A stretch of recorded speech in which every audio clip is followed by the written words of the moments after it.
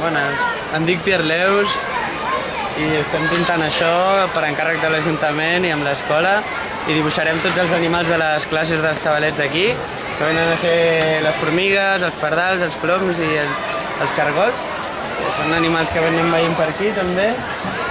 Y bueno, estem en això, estamos en batalla. Ahora a ensuciar un rato y a ver qué sale. I quant de temps trigareu a fer-ho?